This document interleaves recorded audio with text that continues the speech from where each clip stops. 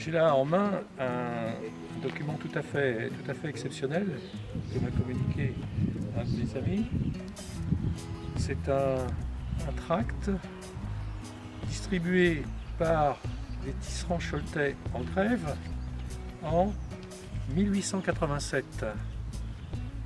Et ce document nous apporte des informations très importantes sur ces luttes ouvrières à Cholet au XIXe siècle qui étaient nombreuses, fréquentes et qu'on connaît finalement très mal. En 1905, il existe 60 mutuelles dans les 120 communes qui composent le territoire du Cholet.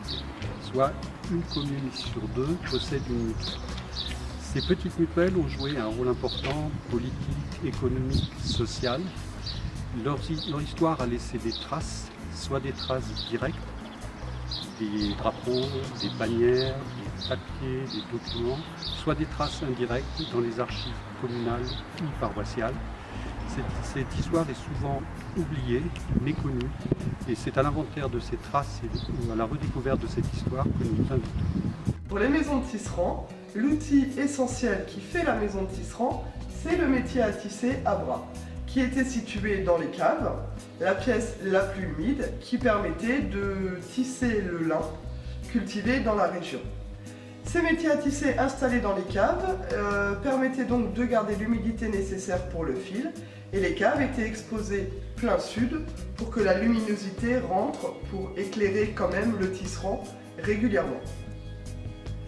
Ces caves constituent donc l'élément essentiel des maisons de tisserand qu'on retrouve partout dans la région aux alentours de Cholet.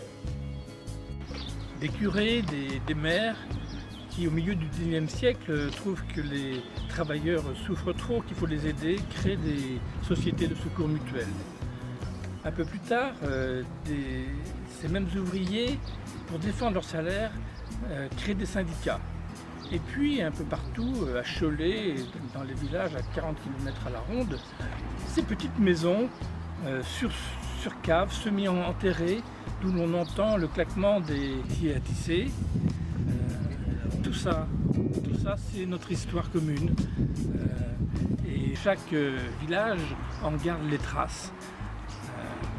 Vous-même, vous vous êtes intéressé à un moment ou à un autre à cette histoire. Les amis du musée du textile vous proposent de partager ces savoirs, de notre invitation le 18 novembre à une rencontre ici au musée du textile, afin tout simplement de tisser des liens.